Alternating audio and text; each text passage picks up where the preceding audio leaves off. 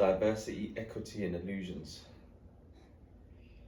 Because you know, loads of companies have these diversity, equity, and inclusion policies, but we're starting to find, obviously, George Floyd, the murder of George Floyd brought about this desire to change, man, have a global change and shift.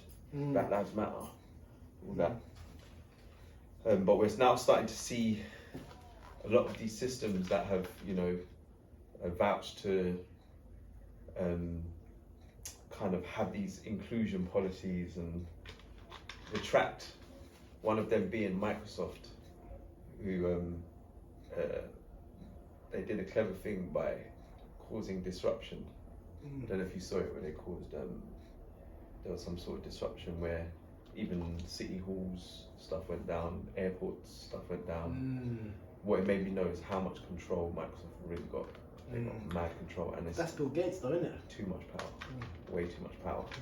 But yeah, it's just another example of like these inclusion, diversity, equity, inclusion, these same things that remind you of like them not being sorry. Yeah. Because they just get rid of them. Yeah. So I've heard from a few different corporates, people in working in different spaces, that like it's not on the agenda no more. And it's like, you see, that phase is done. And they get deflated, and I'm like, why are you deflated? Are you not happy? They're like, why would I be happy? They're showing you who they are. So it means you're clearer. Picture's clearer now. Yeah. They pretended to care because it was fashion, and now you get to see who they truly are. You can have real conversations with this. So this isn't important to you now, huh? Why? And then allow them to speak. It's great because you know where you stand. I'd rather have those conversations than be with someone. I'd rather sit with a racist than sit with an undercover one. 100%. And be all friend and like, oh yeah, you're actually cool. Then behind closed doors, they're like, yeah, we'll just. Do you get what I'm saying? I'd rather someone say, I don't like you people.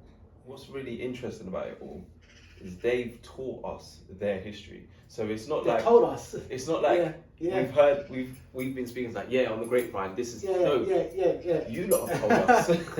So don't get mad when we're starting to use our own minds to say, wait, that's actually fucked up. Vikings, same shit. Barbarians, same shit. Romans, same shit. Celtics, same shit. Spanish, Portuguese, the Dutch, the English. But in the limited ones you've outwardly gone out to teach us, the Germans, the Jewish, whatever.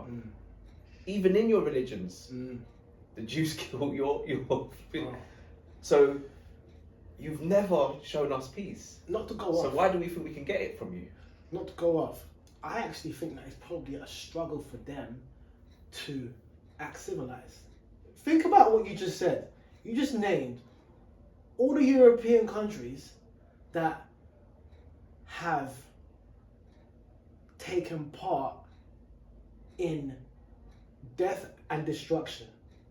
That is millions.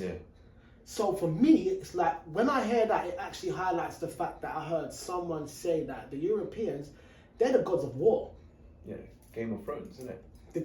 So your thing is to actually harm people, is to invade, is to rape, is to steal, it's to cause harm. You lot want to destroy.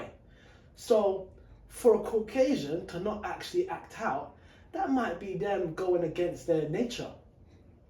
And that's suffering alone, which is why when you talk about football and how these men act in football, they don't need an excuse. Well, actually, they use football as the excuse. No, so it makes sense because like when they do the violence, because obviously you have violence in football, and when you think about it, it's war, innit? It's tribe, it's armies going to war, and first it's the emotional, then it's like the Game of Thrones or the Gladiator tournament, you lose, and then it's war, because you know this is the ceremony.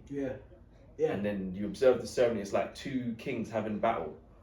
And one king wins and one king loses. Okay, we go to war again. And what's crazy, when I thought about it the other day, I'm like, we do this week in, week out, year in, year out. What the fuck? Yeah. Like, and it's not questioned. It's not, why do you go to a game week in, week out? Like, why do we follow this shit?